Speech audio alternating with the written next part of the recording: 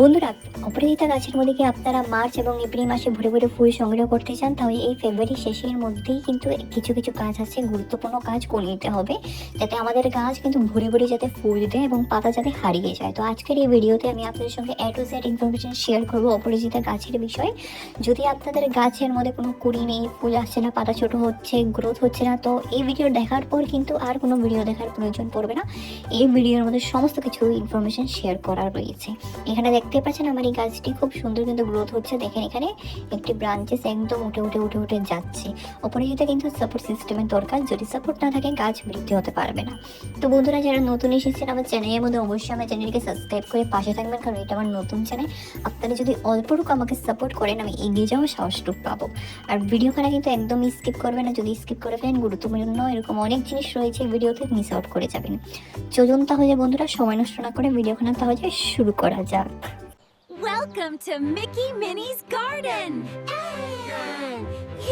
নমস্কার বন্ধুরা, কেমন আছেন সবাই? মিকি মিনিস গার্ডেন্সের মধ্যে আপনাদের সকলকে স্বাগত জানাচ্ছি। আশা করি সবাই ভালো আছেন, সুস্থ আছেন। তো বন্ধুরা, আজকের আমার ভিডিওর বিষয়বস্তু হলো অপরাজিতা গাছের খুবই গুরুত্বপূর্ণ পরিচর্যা। কারণ অপরাজিতা ডরমেন্সি থেকে কিন্তু বেরিয়ে এখন গরমের মধ্যে ঢুকে গেছে। যেহেতু ওয়েদার চেঞ্জ হয়েছে, অপরাজিতার ডরমেন্সিও শেষ। তো এই সময়ের মধ্যে কিন্তু গাছগুলোকে পুরো অ্যাক্টিভ করার জন্য আমাদেরকে কিছু কিছু কাজ করে নিতে হবে।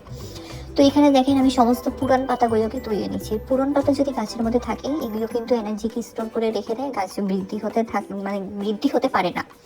তার পরবর্তীতে কিন্তু গাছের শিকড় নষ্ট হয়ে যায়, গাছটি পুরো শুকিয়ে যায়। তো এরকম যদি পুরান পাতা গাছের মধ্যে থাকে, অবশ্যই গাছ থেকে কিন্তু একদম দূর দূর করে তাড়িয়ে দেবেন, তুইয়ে দেবেন।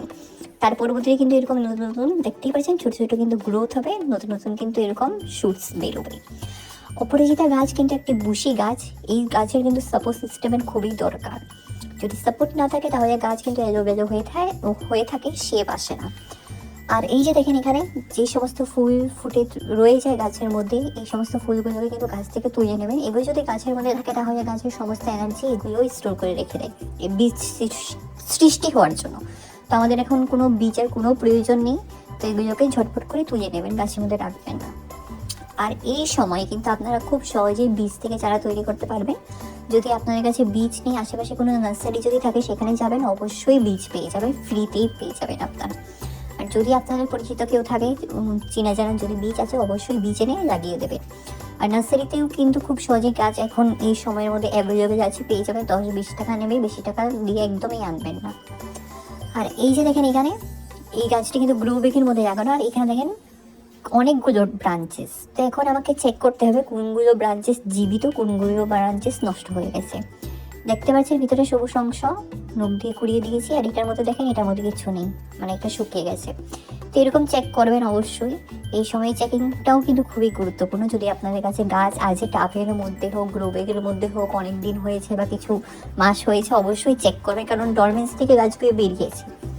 ডরমেন্সি পিরিয়ডে কিন্তু কিছু কিছু গাছ মারা যায়, এটা কিন্তু খুব কমন জিনিস। তারপরে আমি ভালো করে এখন দেখেন পিঞ্চিং করব। এই যে দেখেন আগাটা যেটাকে ধরেছি আমি, এই আগাটাকে যদি এখন আমি কেটে দিই, এখান থেকে কিন্তু নতুন নতুন ব্রাঞ্চেস ডাল বেরোবে। যত ডাল বেরোবে ততই কিন্তু গাছ বুশি হবে। তো যদি বুশি করতে চান তাহলে এই যে পিঞ্চিংগুলো, সফট প্রুনিং এটাকে বলা হয়, সফট পিঞ্চিং আপনারা বলতে পারেন, এটা অবশ্যই গাছের মধ্যে করবেন। আর অপরাজিতা কিন্তু গাছের রুটসগুলো কিন্তু খুব সহজেই কিন্তু ডেভেলপ হয়ে যায়। ছোট আপনারা 3 ইঞ্চি, 4 ইঞ্চি, 5 ইঞ্চি টাবের মধ্যে লাগাবেন না, এই সময়ের মধ্যে একদমই লাগাবেন না। আমি সাজেস্ট করবো যত বড় টাব হবে আপনাদের বাগানের মধ্যে, তত বড় টাবের মধ্যেই গাছগুলোকে প্রতিস্থাপন করবেন, খুব ভালো হবে। কম করেও 10 থেকে 12 ইঞ্চি টাবের মধ্যে লাগাবেন। আর এই যে দেখেন গাছটি খুব সুন্দর কিন্তু গ্রোথ হচ্ছে। দেখেন এখানে টকটক করে সবুজ হয়ে কত অপূর্ব লাগছে দেখতে। ভিতরে কিন্তু একখানা ফুলও ফুটেছে। আর রোদ কিন্তু খুবই গুরুত্বপূর্ণ। অপরাজিতা গাছের মধ্যে কিন্তু সারা দিন রোদ লাগাটা কিন্তু খুবই দরকার। যদি গাছের মধ্যে রোদ না পড়ে তাহলে কিন্তু গাছ বৃদ্ধি হবে। গাছের মধ্যে বিভিন্ন পোকামাকড়ে ফাঙ্গাসের আক্রমণ আপনারা দেখতে পাবেন। পাতা খাইয়ে যাচ্ছে, পুকুর নষ্ট করে দিচ্ছে পাতা, এই সমস্ত সমস্যা কিন্তু দেখতে পারবেন। আর ফুল কিন্তু কম আসবে সেই এরিয়ার মধ্যে যদি গাছগুলোকে রেখে দেন। তো এটা কিন্তু খুবই গুরুত্বপূর্ণ জিনিস বন্ধুরা। যতটুকু পরিমাণ মতন রোদ দেওয়ার ততটুকু আপনারা দেবেন, কম করেও 5 থেকে 6 ঘন্টা রোদ খাওয়াবেন। আর দেখেন এখানে আমি পিঞ্চিং করছি। তো এই পিঞ্চিং করার মাধ্যমে তো নতুন নতুন গ্রোথ বের হয়, সেটা আমরা সকলেই জানি। তারপর আরেকটা জিনিস হয়ে থাকে, সেটা কি আপনারা জানেন? তো শুনেন, সেটি হলো নিচের থেকে কিন্তু ডেভেলপমেন্ট হয়। নিচের থেকে মানে যেই একটি গাছ সাপোজ আমি উপর থেকে পিঞ্চিং করে দিয়েছি, সেই গাছের নিচের রুটের মধ্যে কিন্তু সমস্ত এনার্জি চলে যায়। তো এই নিচে থেকে কিন্তু নতুন নতুন কিন্তু ব্রাঞ্চেস বের হয়। আপনারা হয়তো লক্ষ্য করেছেন, যদি এখনো অবধি লক্ষ্য করেননি, যদি গাছ থাকে আপনাদের বাড়িতে অবশ্যই গিয়ে চেক করবেন। তো এখানে দেখেন খুব সুন্দর কিন্তু গ্রোথ হচ্ছে। তো আমি কিন্তু প্রতিনিয়ত একটা স্প্রে করে থাকি গাছের মধ্যে। সপ্তাহে প্রত্যেক দিন করার একদম দরকার নেই, সপ্তাহে প্রায় আপনারা 3 থেকে 4 দিন করবেন, বেশি বেশি 3 দিনেই করবেন। সেটি হয়তো নিম পাতা সিদ্ধ করা জলের স্প্রে অবশ্যই করবেন। হয়তো নিম পাতা অনেকের বাড়িতে আছে, পেয়ে যাবেন। হয়তো অনেকের বাড়িতে নেই, ওরা কোথায় পাবেন? আশেপাশেও নেই। যদি নেই তাহলে আপনারা একটা জিনিস স্প্রে করতে পারেন, রসুনের কোয়া স্প্রে করবেন। এখানে দেখতে পাচ্ছেন পাতার মধ্যে বিভিন্ন স্পটস পড়ে গেছে, ফাঙ্গাসের অ্যাটাক। আর এই জায়গাতে রোদ পড়ে না, রৌদ্র না পড়াতে কিন্তু গাছের এই কন্ডিশন। গাছ তো ডেভেলপ হচ্ছে বা রৌদ্র নেই। এখন আমি গাছটাকে রোদের মধ্যে ট্রান্সফার করব, আর অবশ্যই গাছের উপর আমি পুরো রসুনের কোয়ার স্প্রে করব। আপনারা বেশি রসুনের কোয়া নেবেন না, একটা রসুন নেবেন না, মিনিমাম 6 থেকে 7টা রসুনের কোয়া নিয়ে একটা রসুন থেকে 1 লিটার জলের মধ্যে ভালো করে ওগুলোকে সেদ্ধ করবেন। তারপর ভালো করে ছেঁকে ঠান্ডা হওয়ার পর কিন্তু স্প্রে করবেন। গরম গরম স্প্রে করবেন না গাছের মধ্যে, না হয় গাছের মধ্যে আপনারা আর গাছকে সুস্থ রাখতে পারবেন না, গাছ নেতিয়ে মারা যাবে।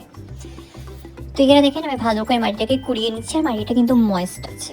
এটা কিন্তু গ্রো ব্যাগের মধ্যে লাগানো, দেখতেই পাচ্ছেন। যত সমস্ত আমার বাড়িতেই গ্রো ব্যাগ থাকে, বস্তা হোক, কোনো চালের ব্যাগ হোক, যেটাই থাকুক না কেন, ওই সময়ের মধ্যে আপনারা প্রতিস্থাপন করবেন। খুব সুন্দর কিন্তু গ্রোথ হয়। এগুলো কিন্তু আমি লাস্ট ইয়ারও করেছি এই গাছের মধ্যে। আপনারা হয়তো দেখেননি, যদি দেখেননি অবশ্যই আমার লাস্ট ইয়ার ভিডিওগুলো দেখতে পারবেন। আর এখন এই সময়ে কিন্তু মাটি কুড়ানো অবশ্যই দরকার। যত মাটি কুড়াবেন ততই কিন্তু রুটসের ডেভেলপমেন্ট হবে, ততই কিন্তু গাছ উপর থেকে বৃদ্ধি হবে। আর খাওয়ার রয়েছে অনেক খাওয়ার উপরে, যেটা গাছ খুব সহজেই খেয়ে নেয়, বাট সবচেয়ে বেশি ভালোবাসে একটি খাবার, যেটা আজকের এই ভিডিওতে আমি শেয়ার করব। কোনো মার্কেট জিনিস নয়, কোনো কেমিক্যাল জিনিস নয়, এই সময় অর্গানিক জিনিস দিতে হবে গাছকে পুরো 100% অ্যাক্টিভ মোডে কনভার্ট করার জন্য। তো প্রত্যেকটি ব্রাঞ্চ মানে শেকড়ের আশেপাশে আমি ভালো করে ছুরির মাধ্যমে কুড়িয়ে কুড়িয়ে নিচ্ছি। আর এখানে দেখেন অপরাজিতা একটি সিঙ্গেল প্যাটেলের আর ডাবল প্যাটেল বিভিন্ন কালারের আপনারা পেয়ে যাবেন নার্সারির মধ্যে। তো এই যে দেখেন, এটা হলো সেই জিনিসটি, তরল সার। এই জিনিসটি যদি আমি গাছের মধ্যে দিই, তো গাছের শেকড় থেকে তো ডেভেলপমেন্ট হবেই, নতুন নতুন ব্রাঞ্চেস বের হবে। দেখতে পাচ্ছেন এই যে ছোট ছোট ডাল বেরোচ্ছে, আর উপর থেকেও ডেভেলপমেন্ট হবে এবং গাছের মধ্যে কুড়িয়ে ভরে যাবে। পাতা হবে টকটকে সবুজ, আর যখন ফুল ফুটবে আপনারা পাতা হারিয়ে যাবেন, গ্যারেন্টি দিয়ে বলছি, আপনারা পাতা খুঁজে পাবেন না। তো এটির মধ্যে কিন্তু প্রচণ্ড পরিমাণে পটাশিয়ামে ভরা। এটি কিচ্ছু নয়, এটি হলো কাঠের ছাইয়ের গুঁড়ো। কাঠের ছাই 2-3টে কাঠের পিস নিয়ে ভালো করে পুড়িয়ে ছাই ভালো করে জলের মধ্যে ডাইলিউট করে 1 দিনের জন্য রেখে দেবেন। তারপর সেই জলটি কিন্তু গাছের মধ্যে দেবেন। আর ছাইগুলো কিন্তু আপনারা গাছের মধ্যে স্প্রিঙ্কেলও করে দিতে পারেন, খুব সুন্দরভাবে গ্রোথ হয়, কোনো পোকামাকড় ফাঙ্গাস আক্রমণ হয় না। তো চলুন বন্ধুরা, যদি আপনাদের এই ভিডিওখানে ভালো লেগেছে তাহলে অবশ্যই আপনারা আপনাদের প্রিয় গার্ডেনিং ফ্রেন্ডসদের সঙ্গে আমার ভিডিওখানে অবশ্যই শেয়ার করবেন। আর অবশ্যই আমার পাশে থাকবেন, কারণ এটা আমার নতুন চ্যানেল। আপনারা যদি অল্পটুকু আমাকে সাপোর্ট করেন, আমি এগিয়ে যাওয়ার সাহসটুকু পাবো। আর অবশ্যই অপরিচিত পাতাকে উল্টে পিল্টে ভালো করে চেক করতে থাকবেন, কারণ পোকামাকড়ের আক্রমণ কিন্তু পাতার নিচ থেকে বেশি হয়ে থাকে, তার জন্য কিন্তু পাতাগুলো কুকড়ে যায়, মুড়িয়ে যায়। তো এই সমস্ত টিপস অ্যান্ড ট্রিক্স ফলো করবেন, আর মাসের মধ্যে কিন্তু একবারই দেবেন এই খাবারটি। তো চলুন পূর্বে একটা নতুন ভিডিও নিয়ে আবার আসছি। সবাই ভালো থাকবেন, সুস্থ থাকবেন, ধন্যবাদ।